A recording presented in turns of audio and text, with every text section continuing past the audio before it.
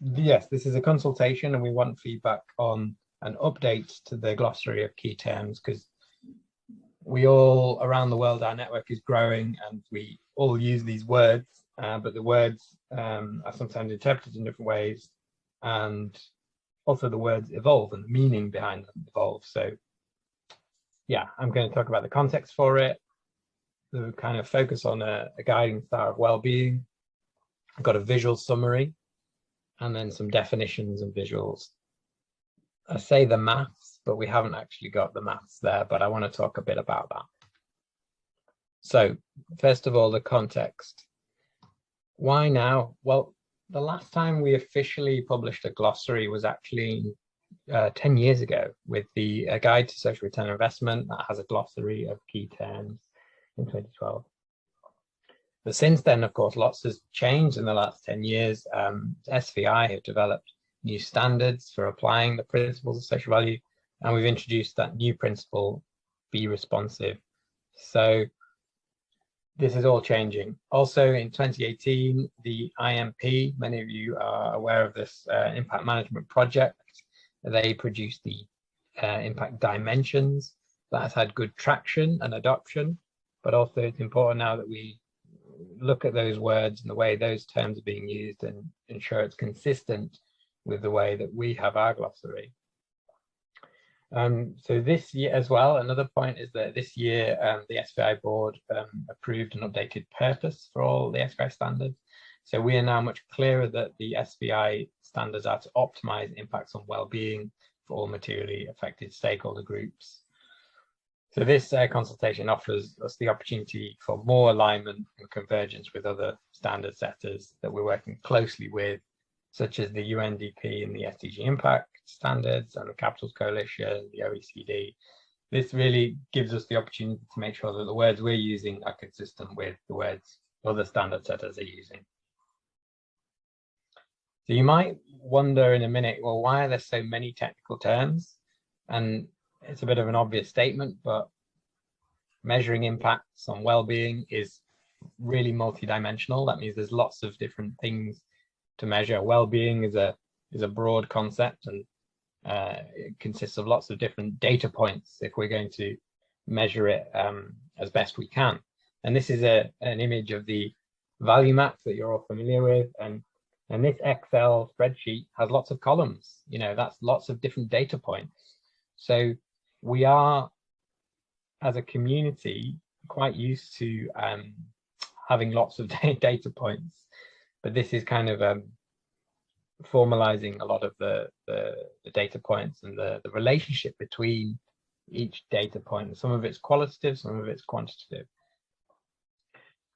And some of the terms are new in relation to Principle 8, such as thresholds and targets, which is essential if you want to be managing impact. There's a point here about digital technology. You know, there's lots of tools and software that wants to be able to help you collect impact measurement. And if that's the case, then the data needs to be organized and structured and allow for interoperability, which means that, you know, data in one software can then go into another software. So we need to be able to be clear on how these terms relate to each other and be consistent with that.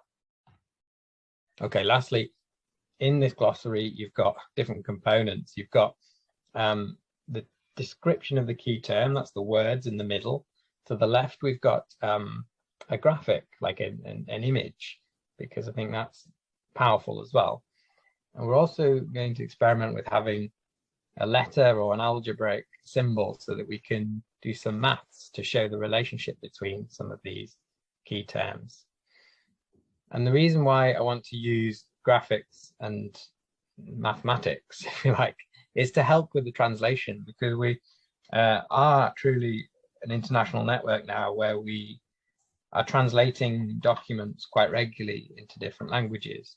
And so we need to be sure that when words are translated from one language to another language, there is consistency. And we think that having some sort of universal graphics and symbols may help with that consistency of translation. Just to acknowledge and some caveats that this is work in progress. We are looking for contributions and feedback. We might extend the deadline from June the 1st another week, but we are approaching the end of that deadline. So doing this presentation now to really get some more feedback. And yeah, all of this will be overseen by the Methodology Subcommittee and the board ultimately that will publish this at the end of the day. And yeah, the glossary will have a Creative Commons license, which means that it shows that everyone's contributed to it, and you need to reference it, but you can use it by all means. And just lastly, some of the visual symbols are similar or building on the visuals introduced by the Impact Management Project. Oh, this is my last slide. If you've not yet read it, it was published about a month or two ago. Please do read it. The purpose of the principles of social value in the SVI standards is to optimize impact and well-being. And I do recommend that you read it. It's a short document and it's really important because it's being clearer than we've ever been about what the principles of social value are here to do and what the standards are here to achieve as well. Okay, so now I'm going to go into some of the technical detail. So the guiding star is well-being, and there's a definition here of well-being. And this is one that I won't read out. I'll let you read the definitions in your own time. But this is taken from the British Standards Institute. They did a standard for social value, and they also used well-being as the core of what social value is about. So there's a definition of well-being there.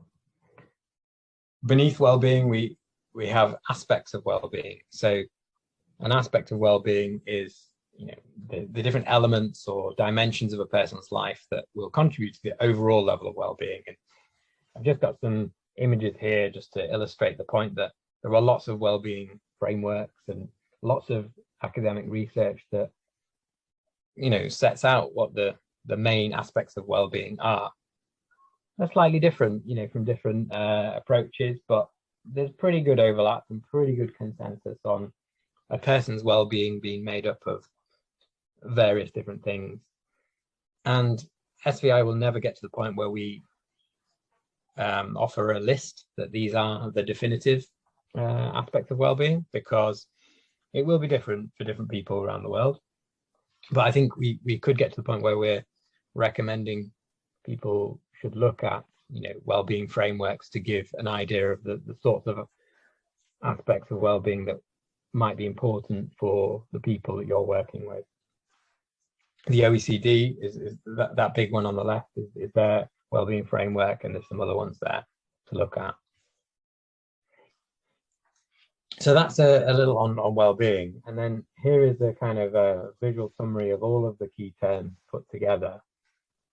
And you'll be familiar with the kind of inputs, activities, outputs, leading to outcomes. Thrown in stakeholders there because, you know, we all know that we need to link an outcome to a stakeholder.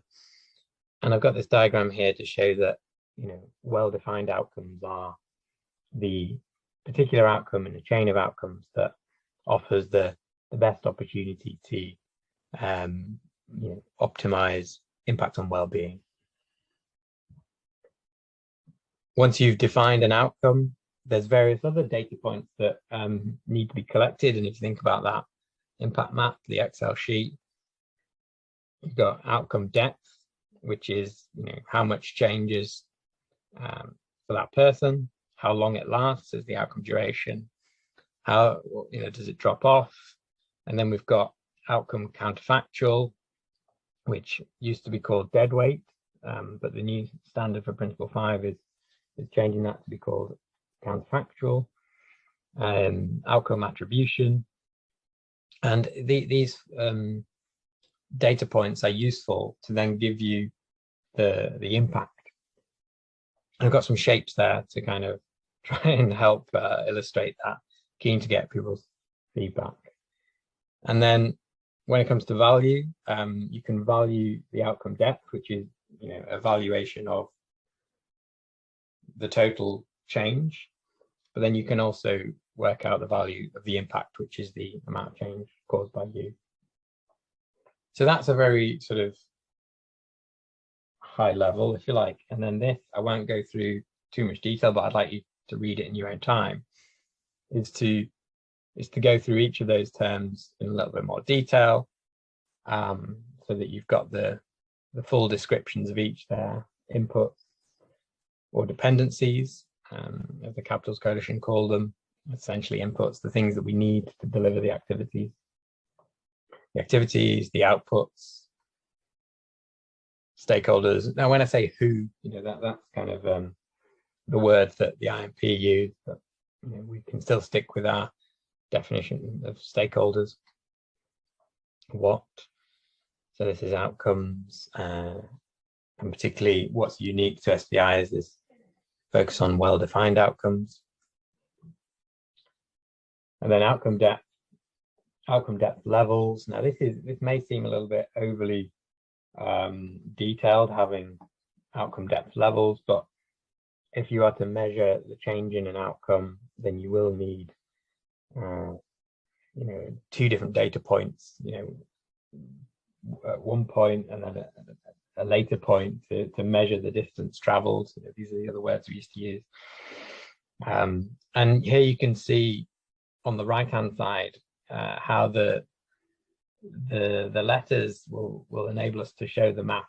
So you will work out the outcome depth level by doing that sum beneath it.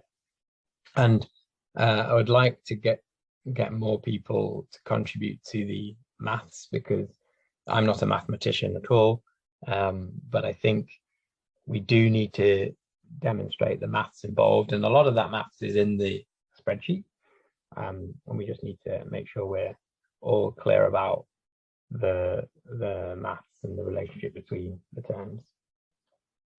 Here are some relatively new terms for the SVI glossary, and as I mentioned earlier, this is largely to do with Principle 8, bringing in concepts around managing performance, and therefore to manage performance, we believe that you need to have things like a threshold for an outcome, and a target, and then we can look at results a bit more concretely to say, well, has the change in the outcome met a threshold to determine whether it's positive or negative, or has it met the target that an organization has set for a particular outcome? And this is not just SVI that are using these terms. The IMP pushed this quite, advanced this thinking quite a lot, thinking about thresholds, and I know that GRI and SDG impact standards also talk about targets and thresholds as well. So we're not alone in sort of wrestling with these terms, and it's important that we as a community feel comfortable with what they mean and bring that into our work, and hopefully we're already looking at some of these in our work. Outcome duration, outcome drop-off is not too different from before. Outcome scale is the number of people, so that's like the number of people that experience the outcome. We've got stakeholder subgroups, I think that's important to include. And then attribution and counterfactual, which, as I say, used to be dead weight. That allows us to calculate the impact, which is how much of an outcome depth, outcome duration is caused by the activity. And there you've got the sum there. And the total impact being the sum of all the impacts from all the stakeholders. And then value, because we obviously encourage people to value the outcomes or changing the outcomes or value the impacts. And we can do that by looking at how much it is worth or how important it is to stakeholders. And so this glossary is just making sure that we're valuing exactly the amount of change that the stakeholders experience, the depth value. And then we can also look at the value of the impact, which is the bit that we've caused. So this sounds overly technical, and in some ways I apologize for that, but in other ways, I don't apologize because we need to, and we have already been grappling with these different data points. So this is an opportunity to formalize it a bit more. We've got some definitions of different types of value. You know, even the definition of social value. What does that mean in relation to financial value, environmental value? So I would encourage you all to read these carefully and come back to us with your thoughts. Definition of social return on investment, which we are all familiar with, I think, but important to review in light of any other changes to the glossary. Materiality, everyone's favorite. So how we're defining materiality, you know, it is an accounting principle, but very important to not only our work, but all of the impact and sustainability work at the moment.